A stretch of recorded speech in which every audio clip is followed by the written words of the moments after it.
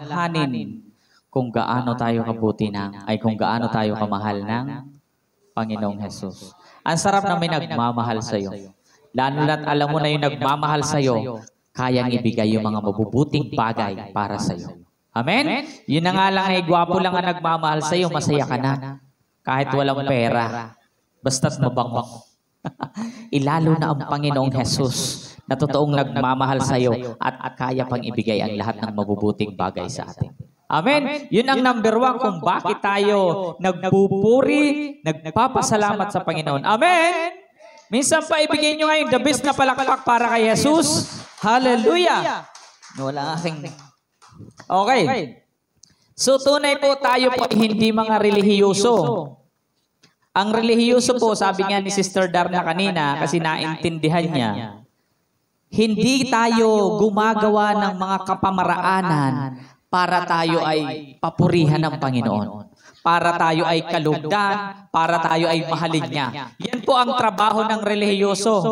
Ang trabaho ng relihiyoso, maka-Diyos, yan yung mga nagpapatay kay Jesus. Yan yung bumatikos sa mga apostol ni Jesus, sa mga alagad niya. Kasi ang katuruan ng mga alagad, hindi mo kailangan magpapansin sa Diyos para mahalin. Dahil minahal ka ng Diyos sa pamamagitan ni Jesucristo. Ito yung buhay natin ngayon na wala kang pakialam sa sasabihin ng iba. Ang meron kang pakialam, isa lang ang pakialam mo, may Diyos na nagpahalaga sa iyo sa pamamagitan ni Jesus. Amen? Hindi tayo gumagawa ng mga, ang tawag doon, paipal, papansin sa Diyos para ikaw ay kalugdan. Kasi ang mensahe ng Diyos ngayon, hindi na kita kinalulugdan sa iyong gawa. Kaya nilinis kita sa pamamagitan ni Jesus.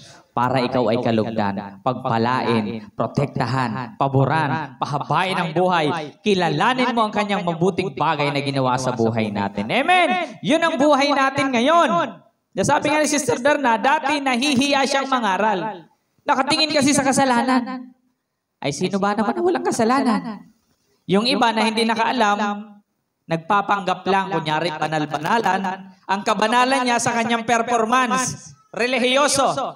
Kaya makikita mo, pagpupunta ng simbahan, ang ganda ng damit. Kung lumakad, taas balikat, may hawak pang Bible. Oh, di ba?